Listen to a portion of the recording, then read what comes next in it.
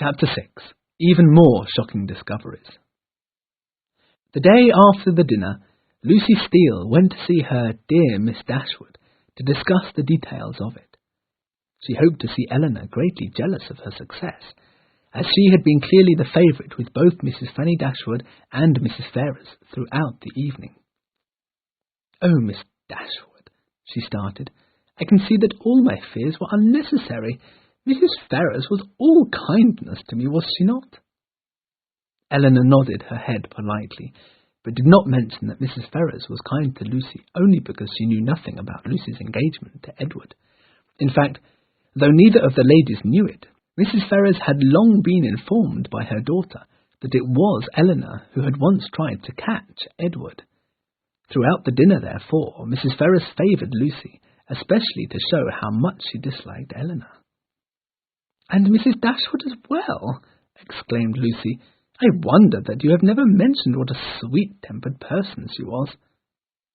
Eleanor had no reply to this, so Lucy continued triumphantly, "She must have really liked me from the start, to invite me and Anne to stay at her house as her guests for the whole of next week, and only after a day's acquaintance." And so Lucy was very sorry, but really had to go to leave her dear Miss Dashwood, because she would soon be so busy moving her things to Mrs. Fanny Dashwood's place in Harley Street. That did surprise Eleanor greatly. She could not explain to herself why Fanny should show such favour to a girl she had only just met.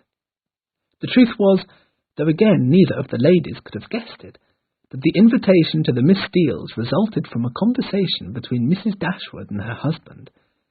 Mr. Dashwood suggested to his wife during the dinner that perhaps they should invite his sisters to stay with them at their house for some time while they were in London. Mrs. Dashwood was shocked. She panicked for a few seconds, looking for a suitable reply, and then found it. She said that she had just decided to invite the Miss Steeles to stay with them. They were such a nice kind of girl, and would probably not be in London the next year. The Miss Dashwoods they could always invite some other time. Mr. Dashwood immediately saw the necessity of inviting the Miss Steeles, and congratulated his wife on such a good idea. The triumph of Lucy was almost complete.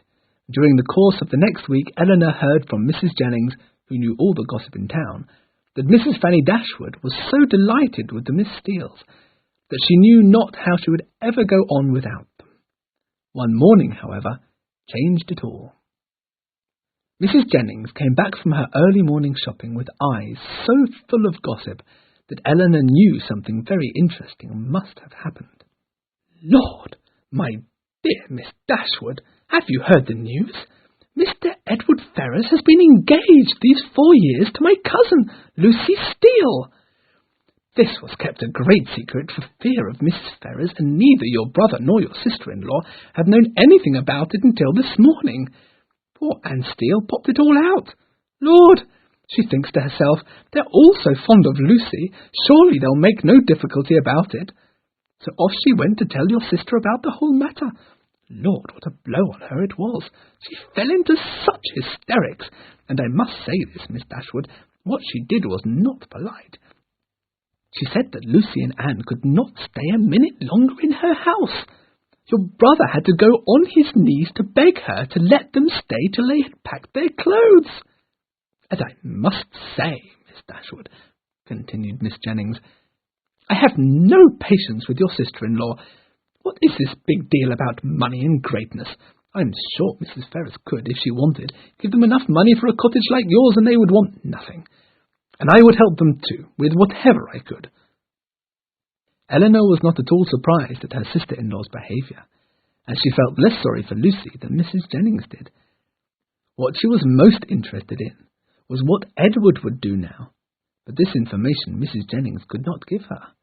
It was soon given by Mr. John Dashwood, who came to visit them in the afternoon to talk about the shocking affair and demand their compassion for poor Fanny's nerves. "And Mrs. Ferras's too," he added. "It cannot be described what she suffered on hearing the news. She sent for Edward immediately and tried to persuade him to give up the engagement. And the power of her arguments! If he married the lady, Mrs. Ferrers would not give him a penny. She would give all his money to Robert, his younger brother. I know not what could be worse for a man than seeing his fortune in his younger brother's hands. What is more, Mrs. Ferrers would never see Edward again, but she would make sure he did not do well in any profession." "Good God!" exclaimed Marianne. "I can see what you mean, my dear sister," continued John. "Mrs. Ferrers is indeed one of the best mothers in the world, and only has her son's interest in mind.